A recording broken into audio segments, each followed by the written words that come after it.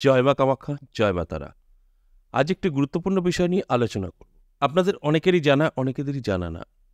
কারণ এই গুপ্ত নবরাত্রি অনেকেই খেয়াল রাখে, অনেকেই কিছুই জানে না। তাই আমি আপনাদের জানানোর চেষ্টা করছি বা প্রত্যেকটা দিন কোনো না কোনো বিষয় নিয়ে আলোচনা করি জাস্ট আপনাদের জানানোর জন্য। তাই আগামী ৬ জুলাই থেকে ১৫ জুলাই গুপ্ত নবরাত্রি। এই দিনটি অত্যন্ত শুভ থাকে। আর এই শুভ দিনে বেশ কিছু জাতক জাতিকাদের ভাগ্য কিন্তু খোলে। ঠিক সেরকমই আজ আমি যে কটা রাশির নিয়ে আলোচনা করব, অর্থাৎ ৬টা রাশির নাম বেরিয়েছে। যে ৬টা রাশিরই জাতক জাতিকাদের জীবনে কিন্তু শুভ সময় আসতে চলেছে এবং আপনার সমস্ত রকম মনের ইচ্ছা পূরণ কিন্তু হতে পারে। কেন বললাম হতে পারে? এই নবরাত্রি চলাকালীন আপনাকেও কিছু করতে হবে। অর্থাৎ এই যে ৬টা রাশি নিয়ে আলোচনা করছি, এই ৬টা রাশির উপরে সবসময় সর্বদাই মায়ের কৃপা থাকে।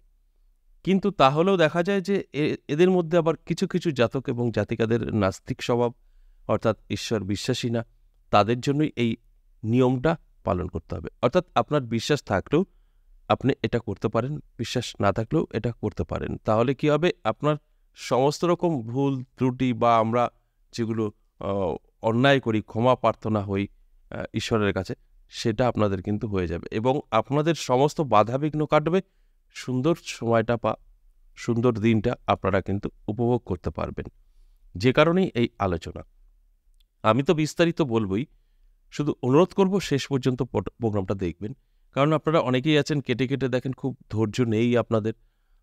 আর জাস্ট যারা টাইম পাসের জন্য এই প্রোগ্রামগুলো দেখছেন, তাদের কিন্তু কোনো লাভে আসবে না। কারণ এটা আপনার জীবনে এপ্লাই করলেই লাভ হবে, এপ্লাই না করলে কিছুই হবে না।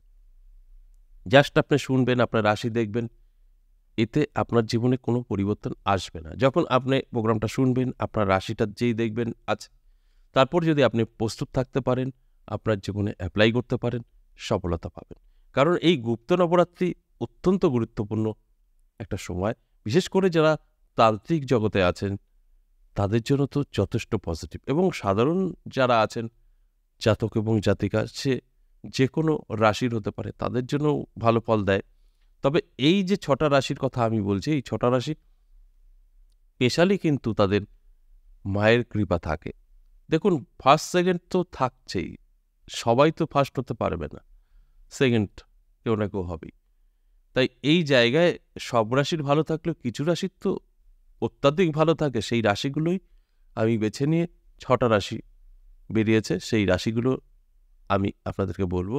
তার মধ্যে আপনারা দেখে নেবেন, বেছে নেবেন যে কোনটা আপনার আছে। হয়ে গেল। তারপরে কি করবেন? যে বিষয়টা আমি আলোচনা করব সেটা আপনার জীবনে কিন্তু এপ্লাই করতে হবে।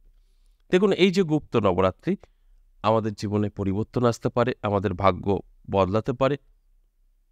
এগুলো কিন্তু তখনই ঘটবে যখন আপনার ইচ্ছা থাকবে, আপনার চেষ্টা থাকবে, আপনার পরিশ্রম থাকবে। শুধু ঈশ্বর শুভ সময় করে দিল, গ্রহ শুভ সময় করে দিল আর আপনার সঙ্গে সব মিলে যাবে, তা কিন্তু নয়। এরা নয় শুভ সময় করে দিল। আপনার যদি সময়টা আপনি শুভ ব্যবহার না করেন, অশুভ হয়ে বসে থাকে, তাহলে কি করে হবে? অর্থাৎ আপনার সময় ভালো হলে কি হবে? আপনার কাছে যোগাযোগ হবে, আসবে, সুযোগ আসবে। আপনি রাস্তা খুঁজে পাবেন। আপনার মনের ভিতরে একটা চাইবে যে না, এটা করি, ওটা করি। তবে তো মিলবে। আর আপনার শুধু সময় ভালো করে দিল, ঈশ্বর, গড, আল্লাহ যাই বলুন না কেন বা গ্রহ, কিন্তু আপনার মধ্যে সেই চাহিদাটা নেই। ঠিক আছে, যা আছে, আছে, ভালো আছি। তাহলে কিন্তু ঠিক যতটা ভালো সময় থাকার কথা আপনার, ততটা পাবেন না। আর এই অ্যালার্ট করার কাজই আমি করি। আপনাদেরকে বোঝানোর চেষ্টা করি যে আপনার সময় ভালো, ঝাঁপিয়ে পড়ুন। যখনই ঝাঁপিয়ে পড়বেন তখনই কিন্তু সাকসেস পাবেন। এবার আসুন, এই যে গুপ্ত নবরাত্রি, যে ৬টা রাশিকে নিয়ে আলোচনা করছি, এই ৬টা রাশির মূলত কি করতে হবে? তবে কিন্তু আপনার ভাগ্য বদলে ধনী ব্যক্তি হতে পারেন। আপনার এলাকায় ধনী ব্যক্তিত্ব আপনি কিন্তু লাভ করতে পারেন। দেখুন, আপনাকে করতে হবে এই নবরাত্রি চলাকালীন ২১টা ফ্রেশ পান পাতা। কোনো ছেঁড়া ফাটা চলবে না। আর ২১টা সুপারি। একেকটা পানে একটা করে সুপারি দিয়ে এই ২১টা পান একটা ডালায় সাজিয়ে বা কলাপাতায় রেখে কোনো ভগবতী মন্দিরে দান করুন। ভগবতী মন্দির আপনি খুঁজলে পেয়ে যাবেন আপনার আশেপাশে, বা যদি দূরে যেতে হয় যাবেন। এবার আপনি সংগ্রহ করে নিয়ে যেতে পারেন। ওইখানে পাতাটা পেতে আপনি এক একটা পান সুপারি দিয়ে সাজিয়ে দিতে পারেন। দিয়ে মোমবাতি ধূপকাঠি ধরিয়ে আপনার যে সমস্যা সেটা বলুন, 100% কাজ হবে। বলে দিয়ে চলে আসুন। এবার আসুন এক এক করে সেই রাশিগুলো বলি। প্রথমেই আমি মেষ রাশির কথা বলবো। দারুণ সময় থাকবে। যদি এই কাজটা করতে পারেন তাহলে তা আরও বাধাবিঘ্ন আপনার কেটে যাবে। দেখুন, আপনার সময় খারাপ হোক ভালো হোক, সব গ্রহ এবং নক্ষত্র। আবার আপনি যেটা ভাবছেন যে আমাকে কেউ ক্ষতি করলো বা ঈশ্বরের আশীর্বাদ আমার উপরে পড়লো, সবই গ্রহর উপরে আগে এফেক্ট হয়, তারপরে আপনার সময় খারাপ হয়। বা যদি ভালো কিছু হয় আগে গ্রহ ভালো হয়, তারপরে আপনার ভালো কিছু হয়।